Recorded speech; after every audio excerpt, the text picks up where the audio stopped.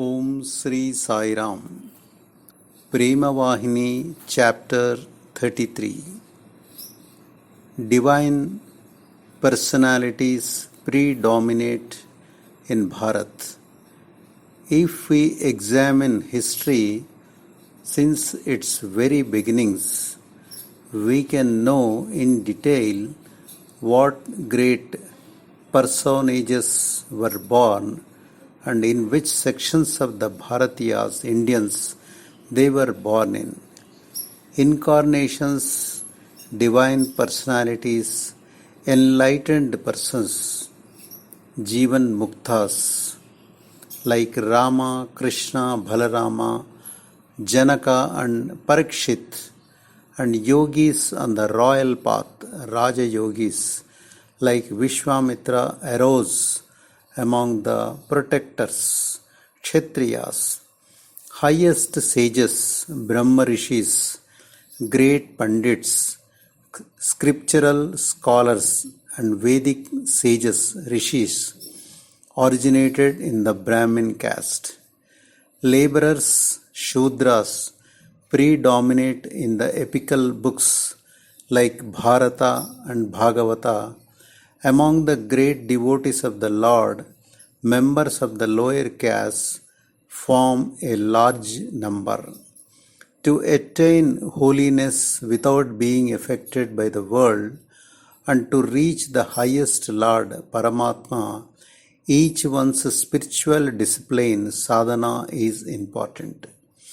Other things like caste will not be a hindrance at all, but one should deserve the grace required for it. One should become regular and disciplined in practice.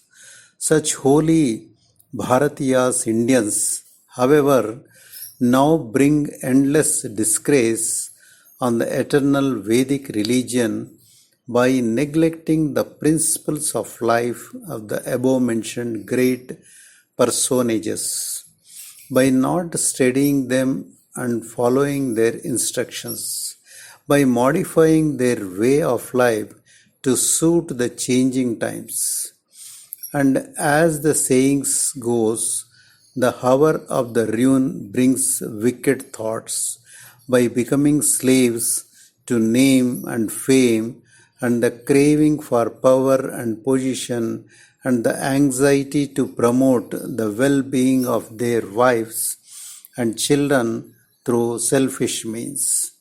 Still, there is no dearth of people who love all in equal measure, who are devoid of selfishness, who are engaged in the promotion of the welfare of all, who have dedicated themselves to the service of mankind, and who sacrifice everything, but they are suppressed.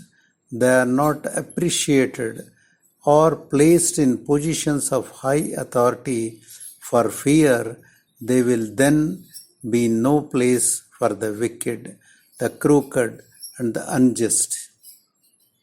However broad and deep the ocean, the earth quakes underneath, the waters part of themselves, and when the commotion subsides, they resume their original position. So too, these good people keep away without being caught up in it during the earthquake of injustice, unrighteousness, selfishness, and obstination.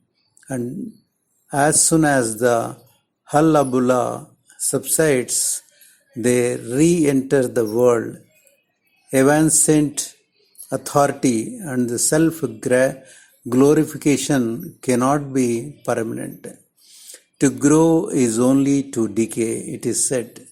The present peacelessness is decay, not growth.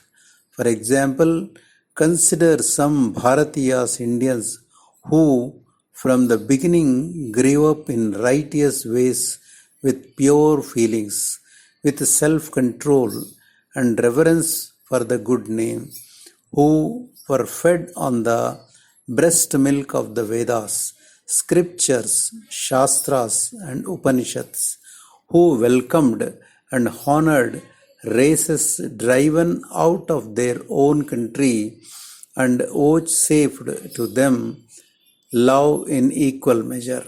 Today, for the love of power and self, some of these Bharatiyas accuse their own brethren, impatiently envy and prosperity of the others, deceive their own brothers, maddened by selfish greed, keep at arm's length their real well-wishers, pursue only their own selfish end, multiply bad qualities, hitherto unheard of in the Hindu fold, follow wrong paths and waves of lives, and become the target of conflict and restlessness.